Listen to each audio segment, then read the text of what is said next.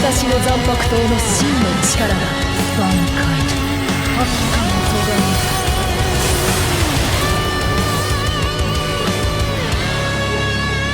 Alright guys, we're back again for yet another Bleach Brave Souls video, and it is now time to showcase the brand new Mind 1000-Year Blood War Rukia. A lot of people have been waiting for this character.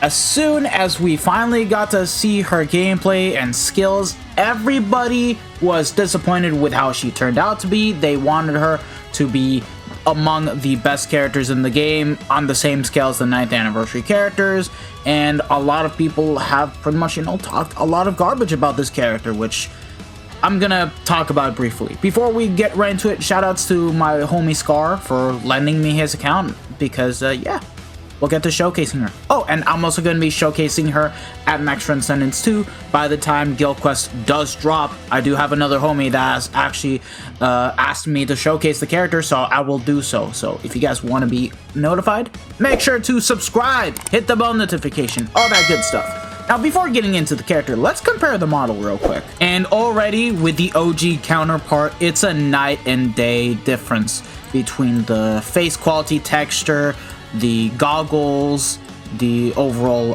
clothes around her. Even Sodeno Shirayuki is a lot more polished and refined. The sandals, yeah, and we even got a bit more details to her clothing as well. So other than that, WK Lab move for once again making the model as good as it is, making it different compared to the original counterpart.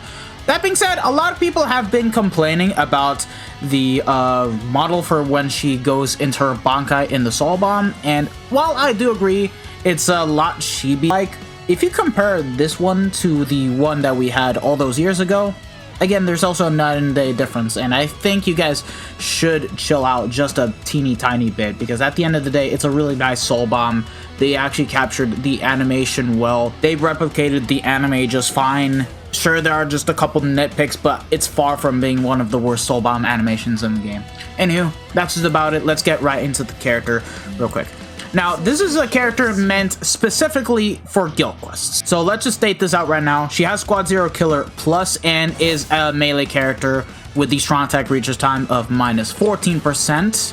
What are the bonus abilities? Okay, full stamina SP, so we'll definitely get some DPS output out there. Going into her abilities, she is capable of inflicting Drain and Freeze on the entire kit, but we do already have a problem, a lack of an EX move and the SA2 being a boosting attack. And that's where I'll be just as disappointed as you guys with how they made the character, because if you guys ask me, if you're gonna give a boosting SA2, you gotta at least implement the EX move. Soifon managed to get away with being very good and very hard guild quest because of that, and she was also given a really great kit for having that SA2 where you cannot inflict ailments. So in this case, Rukia is basically a mini Power 1000-Year Blood War Soifon. But getting into the innate abilities and the 6-star skills, she does at least have Sprint +1, Havoc of 20%, and full stamina only reduced strong attack cooldown of 6%. So at the very least, she does have the same cooldown reduction as Soifon for when it comes to tackling on guild quests. So there's no issues whatsoever. Now the 6-star abilities, pretty much what a lot of people are very upset about, which I don't find it to be as big of a deal compared to Nat characters always getting Flurry +1, Flurry +2 in guild quests. But getting into it, 50% strong attack damage, Berserker basically. Shared complete status immunity, Frenzy +2 in every single PvE quest, and then in guild quests, Frenzy +3. And that's where a lot of people are pretty much complaining, but like, do you guys not realize that a lot of the characters that we have in the game that are top 10 all have Frenzy +2, not including 9th anniversary Kenny and Grammy? Like, right now, Frenzy +2 is completely fine as is. If 1000-Year Blood War Byakuya was able to do just fine in guild quests and get away with it by just having Frenzy +2 with a crack ton of multipliers and increased element chance, I don't see this as that much of a problem, even for PvE quests.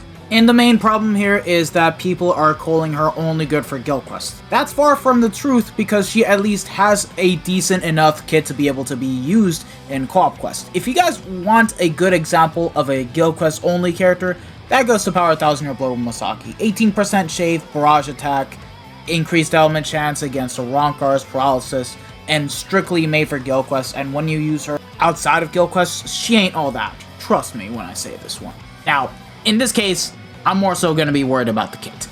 But I feel like you guys should pretty much try to chill out on this one. Like, I don't mind it.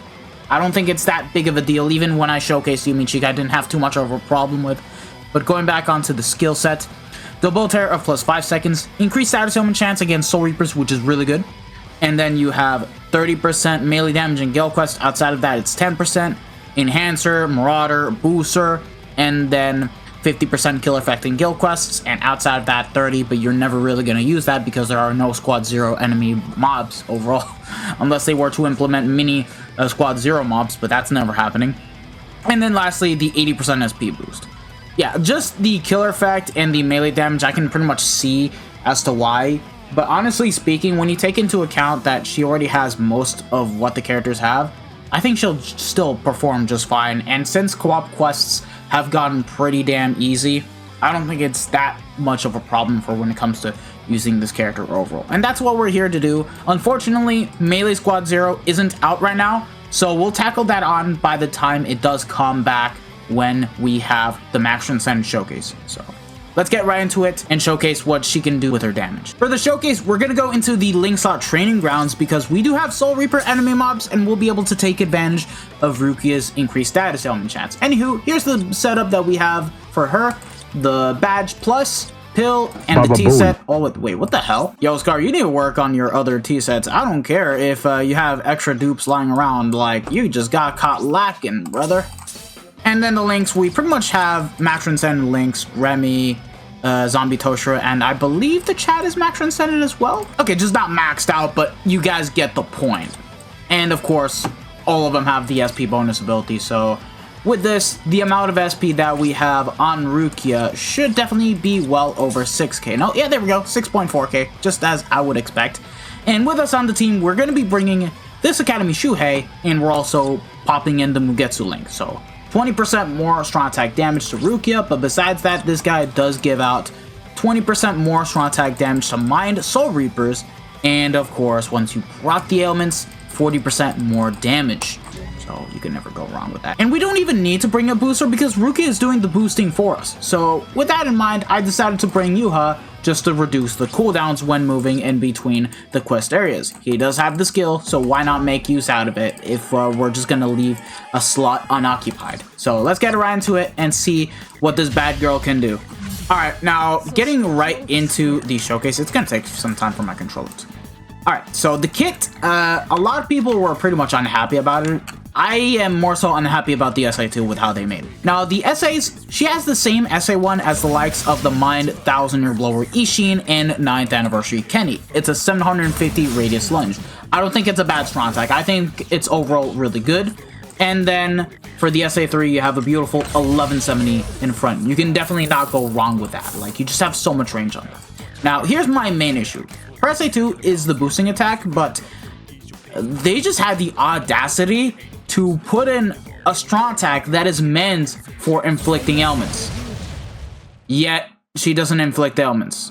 Caleb is so stupid sometimes. I swear to God, I don't understand. Yeah, that's pretty much my main complaint because they could have given Rukia any type of particular SA with that SA2. Like, it could have been the beam like Soy Fun. I would have preferred that 960 in front.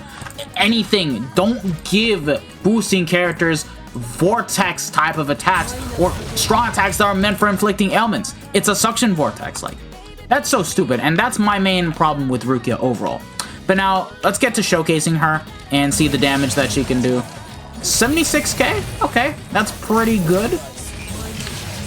Do keep in mind we still have the boost active, so oh damn, I lost my full stand, but it's okay. We'll just move it to the next quest area and we'll be able to recover. Oh wait, not yet. We should be able to recover. Okay, there we go. Let's proc with the elements. SA2, okay. And then the SA3, 79k. Do keep in mind that we also have the extra damage buff from Shuhei. Now, For everything else, I think that this character will still be able to do just fine in co-op, and as a matter of fact, I do plan to swap the SP bonus ability and pop in Long Stride just to, you know, get through the quest faster. But, yeah, other than that, so far, she seems pretty solid, but now, let's bring her into co-op content. Like, the damage is completely fine. Here we are in Link Slot Trials, and unfortunately this time around we will not have the increased ailment chance because all the enemy mobs are Arankars and Quincy. So that's kind of the only bad thing we'll be missing out on, but I think it's still going to be fine because the quest is easy enough as is. We did swap SP for Long Stride, and the setup, yeah, we now have the Zeta Pill, because of the simple matter of fact that we will have underground enemy mobs, so we might as well keep that on here. And yeah, everything else is the same, but I'm gonna swap Jushiro out for Remy because I want that Link overall, so we're gonna go and do that. Boom, boom, boom. And we can now begin the quest, and let's see how this character will perform in co-op. Getting right into it, we already got the ailments procced in. SA2 did pretty good damage, even though we did not proc. Well, I mean, we can't proc. Come on! Oh my god, I forgot Rukia's Drain. How did I forget about that? Jesus. I'm so stupid, man. I swear to god. And I forget that she's immune. But yeah, she's doing pretty good as a character. Like, yeah, to say that this character is meant only for Guild Quest, it's pretty much a lie because look at how much we're doing here. Now, obviously, for, like, the Awaken Epic raids, I can see where the problem is gonna lie, but I don't think it's gonna be too much of an issue trying to clear it out. Like, again, you can use this character just fine. She'll be able to perform just like any other character would, and you can just breeze through content like as if it were nothing. Excuse the bad placement, but yeah, she's one-shotting. I don't get the complaints about how she's only good in Guild Quest. Like, my complaint is the SA2, but everything about this character is fine. I do see this character being able to perform really damn nicely in Guild Quest. She should definitely very well be able to get 50 plus seconds remaining in Very Hard Guild Quest at 2.5, and in Nightmare she should do quite good, if not better than Yumichika. But other than that, this character is great. Do I think she's the best character in the game? Is she perfect? No, she has her flaws. It's pretty damn evident. I'm not gonna sugarcoat it whatsoever because I'm gonna give criticism where it's at. But she's not a bad character. I think she's really good, and she'll definitely do better than the fraud right here. Anywho, I think I can improve the clear time a bit more, so I'm gonna go into try hard mode and try to get that done. So yeah, let's do that.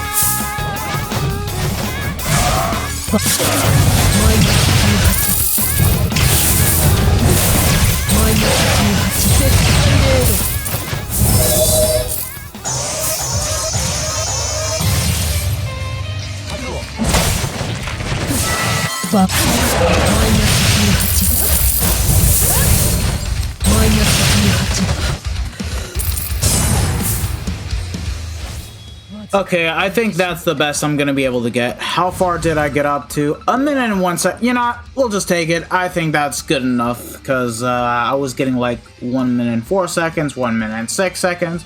I'm just gonna be happy to take this. But there you guys go. Rukia can work very efficiently outside of Guild Quests. In Guild Quests, it's where she's going to shine the most, obviously. But for those that are hating on this character, because it's only a GQ character, you can still use her and make good practice out of her easily. And if she's your favorite character, then all the more reason. She still is going to be a very fun character to play as. Very unfortunate that today we do not have Guild Quest available, because if we did, we would have showcased her. Anywho, Scar, thanks again, my guy. Always a pleasure. If you guys have enjoyed this video, don't forget to smash that like button, subscribe to the channel if you guys haven't already, and hit the bell notification so that way you guys are up to date with my most recent videos. This has been your boy, the Death Smasher, and I'll see you guys all in the next one. So have a wonderful day, lads. Peace out. Bye. Sayonara. Ciao, ciao.